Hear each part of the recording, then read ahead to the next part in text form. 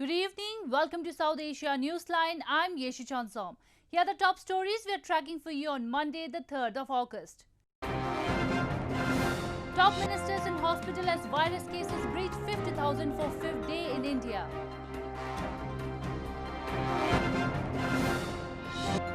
Mass jailbreak in Afghanistan. At least 24 die in Islamic State attack. And sibling festival Raksha Bandhan celebrated with fervour in India, Nepal. And now for all the details. India's Interior Minister Amit Shah and Chief Ministers of two big states have been hospitalized with COVID-19 as the country's daily cases topped 50,000 for a fifth straight day on Monday, taking its tally way past the 1.8 million mark. India recorded over 50,000 coronavirus cases for a fifth consecutive day, taking its tally way past the 1.8 million mark. India's death toll now stands at 38,201. Three most affected states by total tally of cases are Maharashtra, Tamil Nadu and Andhra Pradesh. India's Health Ministry issued revised guidelines for international travellers arriving in India. According to the new guidelines, passengers flying to India from 8th of August can skip institutional quarantine if they submit COVID-19 negative test reports. The RT-PCR test should have been conducted within 96 hours prior to undertaking the journey. The Health Ministry also issued guidelines on preventive measures to contain the spread of COVID-19 in yoga institutes and gymnasiums. It has allowed yoga institutes and gymnasiums to reopen from August 5. On Sunday, India's Interior Minister Amit Shah and Southern Karnataka Province Chief Minister B.S. Yediyurappa were reported to be among prominent political leaders who have tested positive for coronavirus. Shah, a close aide to Prime Minister Narendra Modi, heads the ministry that has been at the forefront of managing the epidemic. The chief of the central state of Madhya Pradesh is also recovering in hospital. Chief Minister of India's Uttar Pradesh state Yogi Adityanath visited Ayodhya city on Monday to take stock of preparations for the foundation stone laying ceremony of Ram Temple by Prime Minister Narendra Modi on August 5. Preparations including a cleanliness drive and sanitization are underway in Ayodhya ahead of the grand event. Ayodhya city is being painted in colors of red and saffron ahead of the construction of the temple on the site in Ayodhya, contested by Muslims for decades in a dispute that sparked deadly riots in the country. Earlier, India's Supreme Court ruled in favor of Hindus to construct a temple on the site where a Mughal-era mosque was razed by a Hindu mob in 1992. Hindus claim the mosque was constructed on the land after destroying a Ram temple by Mughal Emperor Babur. Moving on, Baloch Republican Party held a protest in Hanover against the recent brutal killing of 5 abducted Bhakti tribesmen by the Punjab police in Rajanpur, some 400 km from Pakistan's Lahore city. According to the Baloch activist, the 5 Bhakti tribesmen were abducted from different places and killed in a fake encounter in Rajanpur on July 31st. The Punjab police claimed that they belong to outlawed Balochistan Republic Army.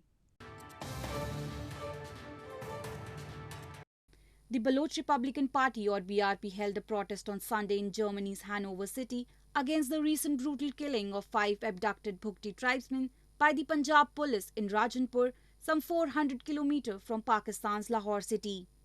The BRP Germany chapter organized the rally and highlighted crimes against the people of Balochistan by Pakistani authorities. We condemn this act of brutality of Pakistan Army. We request this world, we request the United Nations, we request the European Union, we request the human rights activists to stand with us and help us against this brutal act of Pakistani Army. According to the Baloch activists, the 5 Bhakti tribesmen were abducted from different places and killed in a fake encounter in Rajanpur on July 31. The Punjab police claim that they belong to the outlawed Balochistan Republic Army or BLA. A large number of Baloch people, including political activists, journalists and other intellectuals have been victims of enforced disappearance in Balochistan. The Baloch activists claim they have been abducted by secret agencies and many of them are languishing in isolated detention centers. They even say the security forces also kill many of them and throw their bodies in isolated places. In news from Afghanistan, a gun battle between Islamic State fighters and Afghan security forces raged at a prison in the eastern Afghanistan on Monday. At least 24 people have been killed after the militants' overnight assault led to a mass jailbreak. A gun battle between Islamic State fighters and Afghan security forces raged at the prison in the eastern city of Jalalabad on Monday, with at least 24 people killed after the militants' overnight assault led to a mass jailbreak. The attack began on Sunday evening with car bomb detonated at the entrance to the prison, and there were numerous other blasts heard as the Islamabad State's gunmen opened fire on security guards. Some 30 militants involved in the attack on the prison, where some 2,000 prisoners were held, according to a lawmaker. د لمړی چاودنې څخه یو څه خلک خوږ شول، زخمي مې ولیدل، د خلکو څخه وینې مې ولیدل چې بهېدلې، او دغه حالات ما ونه شل لیدلی، او د ساحې څخه ووتلم، مرسته مې هم نشي کولی ځکه چې دې نه وروسته نورې چاودنې مسلسلې کېدل او هېڅ زما د لاسه څه پوره نه وه. کور ودان امنیتي ځواکونه راغلل، حالات یې کنټرول. د ننګرهار په مابس کې د ترهګریز برید له امله تر دا مهاله پورې 21 تنه شهیدان شوي دي چې په شهیدانو کې ملکي وګړي، ماشومان، امنیتي منصوبین او څو تنه زندانیان هم شامل دي. همداراز 43 تنه نور ټپیان دي. Afghan special forces arrived to support police, according to the officials, and civilians were being evacuated from areas surrounding the prison, where Taliban and Islamic State prisoners were being held, along with ordinary criminals. Islamic State claimed responsibility for the attack. Sri Lankans are all set to elect their representative to the 255-member parliament on August 5 that have been twice postponed because of the COVID-19 pandemic. Sri Lankan President Gotabaya Rajapaksa hopes to tighten his hold on the nation's fractious politics in an election on Wednesday that could elevate his brother Mahinda Rajapaksa and allow the two to change the constitution if they prevail.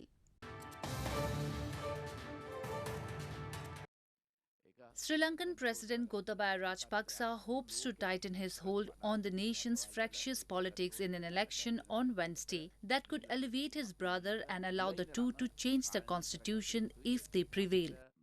Mahinda Rajapaksa, Gotabaya's elder brother and former president, is the current caretaker Prime Minister. The Rajapaksa brothers are best known for crushing Tamil separatists fighting for a separate homeland for their ethnic minority. The 26-year civil war ended under the elder Rajapaksa's presidency. Given the support the brothers enjoy among the Sinhalese majority, Mahinda is favoured to become Prime Minister over opposition candidate Sajid Premadasa, analysts say. Premadasa is the leader of the newly formed Samagi Jana Balavegaya political alliance. Premadasa broke away from the country's oldest political party, the United National Party, in March 2020, along with the majority of its members, following a leadership tussle with long-time leader Ranil Wickremesinghe, who refused to step down.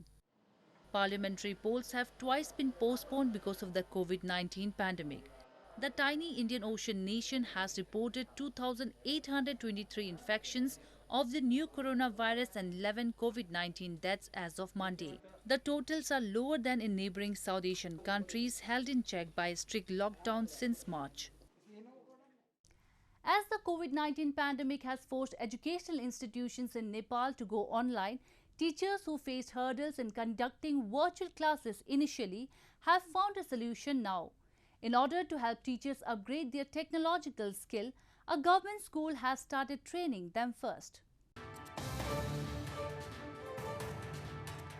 With COVID-19 outbreak forcing educational institutions of Nepal to go online, teachers like Dawa Lamba, who faced confusion in conducting virtual classes initially using the online platforms, don't feel the same way now. After attending a training camp organized by Patan Secondary School for teachers, Lamba say he has upgraded his technological skill and ideas. The school is providing training to teachers to enable them to conduct virtual classes efficiently. Yo COVID-19 को कारणले गर्दा स्टुडेन्टहरु अब यहाँ स्कुलमा उपस्थित हुनलाई नमिल्ने र नसक्ने अवस्थामा अब घरै बसेर भर्चुअल क्लासहरू चलाउनलाई चाहिँ ट्रेनिङले धेरै हेल्प गर्छ। Established years ago, Patan Secondary School hosts about 1,000 students who belong to weak economic backgrounds. With uncertainty looming over reopening of educational institutions, the school thought to choose the alternative way and cope with the technology, for which it considered an upgrade in teachers' technological skills. People in parts of northern India on Monday celebrated the festival of Raksha Bandhan by tying Rakhis or sacred threads on wrists of their brothers. The sibling festival is celebrated as a mark of revered bondage between sisters and brothers.